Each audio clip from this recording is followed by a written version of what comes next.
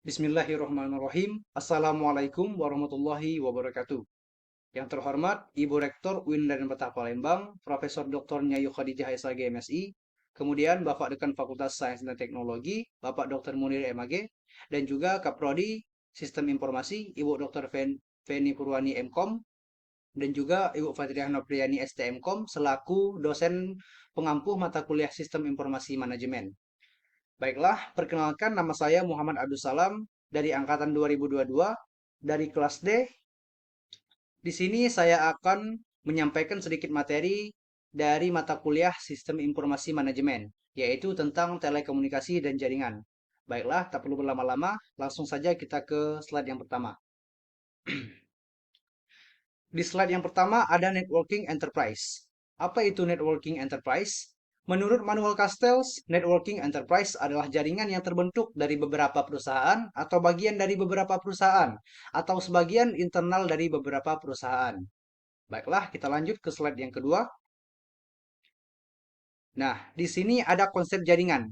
Konsep jaringan dibedakan menjadi dua. Yang pertama ada konsep jaringan berdasarkan letak geografis, dan yang kedua ada topologi jaringan. Yang pertama, konsep jaringan berdasarkan letak geografis.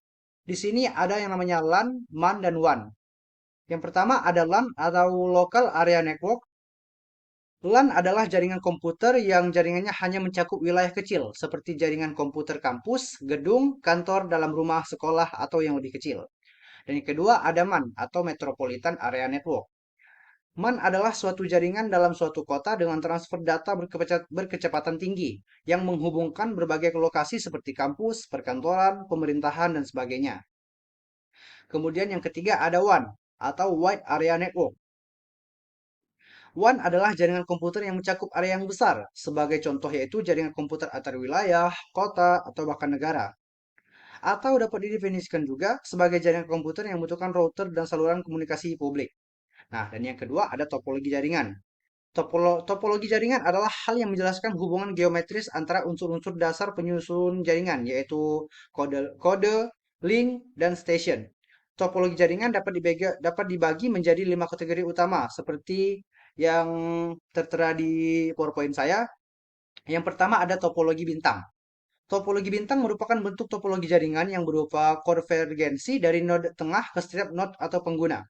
Topologi jaringan bintang termasuk topologi jaringan dengan biaya menengah. Kemudian yang kedua ada topologi cincin. Topologi cincin merupakan topologi jaringan di mana setiap titik koneksi kedua titik lainnya membentuk jalur melingkar, membentuk cincin. Pada topologi cincin, komunikasi data dapat terganggu jika satu titik mengalami gangguan. Dan yang ketiga ada topologi bus. Topologi bus adalah kedua ujung jaringan harus diakhiri dengan sebuah terminator. Kemudian ada topologi mesh. Topologi mesh menerapkan hubungan antar sentral secara penuh. Jumlah saluran harus disediakan untuk membentuk jaringan mesh. Jaringan mesh adalah jumlah sentral dikurangi satu. Dan yang terakhir ada topologi pohon. Disebut juga sebagai topologi jaringan bertingkat, topologi ini biasanya digunakan untuk interkoneksi antar sentral dengan hierarki yang berbeda. Baiklah, kita lanjut ke slide yang selanjutnya. Di sini ada yang namanya intranet dan extranet. Nah, intranet adalah jaringan privat yang menggunakan software dan menggunakan protokol TCP atau IP. Intranet memberikan akses yang mudah bagi karyawan untuk memperoleh informasi perusahaan. Nah, dan yang kedua ada extranet. Extranet adalah jaringan privat yang menggunakan teknologi inter dan sistem telekomunikasi publik untuk membentuk hubungan yang aman antara pemasok, vendor, mitra kerja, pelanggan, dan pihak bisnis lainnya dalam rangka mendukung operasi bisnis atau pengaksesan informasi bisnis. Kemudian ada alternatif jaringan telekomunikasi. Nah, apa sih itu telekomunikasi? Telekomunikasi adalah sebuah teknik yang mampu mengubah sistem teknologi sistem informasi. Kemudian ada juga yang namanya model jaringan telekomunikasi. Nah, di sini ada 5 kategori komponen dasar dari jaringan telekomunikasi. Yang pertama ada terminal, yang kedua ada telecommunication processors, nah, dan yang ketiga ada median dan saluran telekomunikasi berakhir yang mana data diterima dan dikirim. Keempat ada komputer, dan yang kelima ada software pengendali telekomunikasi. Oke, selanjutnya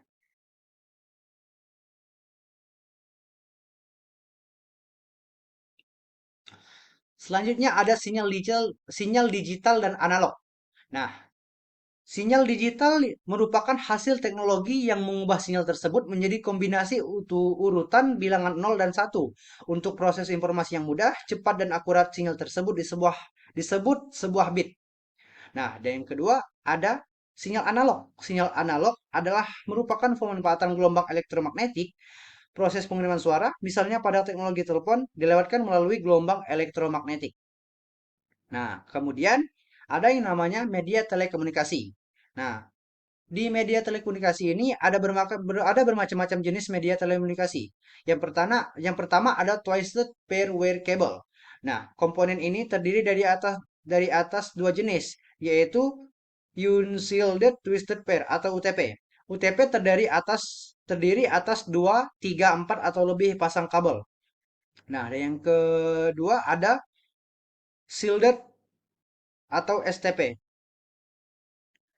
STP pada dasarnya memiliki karakteristik yang sama dengan UTP. Perbedaannya terletak pada besar kawat dan adanya selubung isolasi yang berfungsi untuk menghindari interferensi listrik. Kemudian, dalam media telekomunikasi ada yang namanya juga coaxial cable. Nah, karakteristik kabel ini terdiri atas dua kabel yang diselubungi oleh dua tingkat isolasi. Isolasi pertama atau isolasi dalam adalah isolasi yang menyelubungi kawat tembaga pejal. Selain dilindungi oleh isolator, kawat tembaga pejal ini juga dilindungi oleh kertas timah yang dipasang di atas isolator untuk melindungi dari pengaruh medan elektromagnet. Kemudian, yang ketiga ada fiber optic cable. Nah, fiber optic cable memiliki karakteristik sebagai berikut. Data yang dikirimkan dalam bentuk pulsa cahaya kecepatan transmisinya paling tinggi, tipis dan fleksibel sehingga mudah dipindahkan, tidak terganggu oleh cuaca dan panas. Nah, dan yang terakhir ada wireless. Wireless memiliki karakteristik tidak menggunakan kabel karena data dikirimkan dalam bentuk gelombang atau inframerah. Setiap workstation berhubungan dengan hubungan atau konsentrator melalui gelombang radio atau inframerah.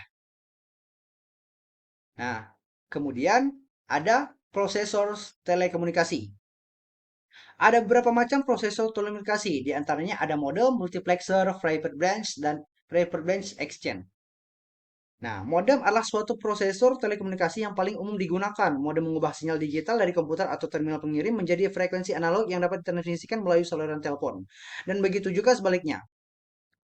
Nah, yang kedua ada multiplexer. Multiplexer adalah prosesor telekomunikasi yang mengizinkan saluran komunikasi tunggal untuk membuat transmisi simultan dari berbagai terminal. Yang ketiga ada Private Branch Exchange. Nah, Private Branch Exchange atau PBX adalah prosesor komunikasi yang memberi pelayanan sebagai alat pengubah saluran telepon di area kerja dengan saluran telepon lokal perusahaan. Kemudian ada protokol dan arsitektur jaringan. Protokol adalah sebuah set standar dari aturan dan prosedur untuk mengenalkan komunikasi dalam jaringan. Nah, tujuan dari arsitektur jaringan adalah untuk mengenalkan sebuah keterbukaan, simple, fleksibel, dan lingkungan telekomunikasi yang efisien. Hal ini akan menjadi sempurna dengan penggunaan protokol standar, standar komunikasi yang berhubungan langsung antara hardware dan software. Dan juga bagian dari tujuan arsitektur jaringan telekomunikasi adalah untuk menciptakan suatu standarisasi lebih dan kecocokan di antara komunikasi. Baiklah, selanjutnya ada alternatif bandwidth dan alternatif switching. Alternatif bandwidth besaran yang menunjukkan berapa banyak data yang dapat dilewatkan dalam koneksi melalui sebuah network.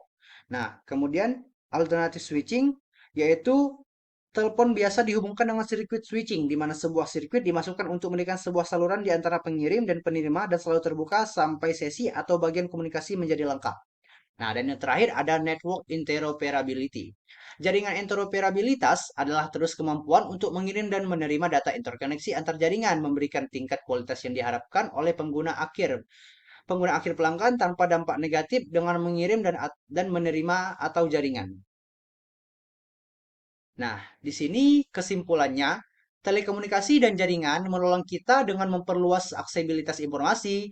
Kita sekarang dapat dengan mudah mengakses informasi, sumber daya pendidikan, peluang bisnis dari manapun dan kapanpun. Ini telah membawa dampak positif dalam hal peningkatan akses pendidikan, pertumbuhan ekonomi, dan pemberdayaan masyarakat.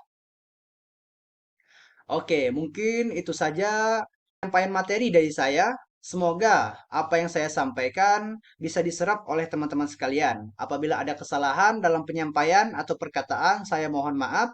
Kepada Allah saya mohon ampun. Wabillahi taufiq wal hidayah. Saya akhiri. Wassalamualaikum warahmatullahi wabarakatuh.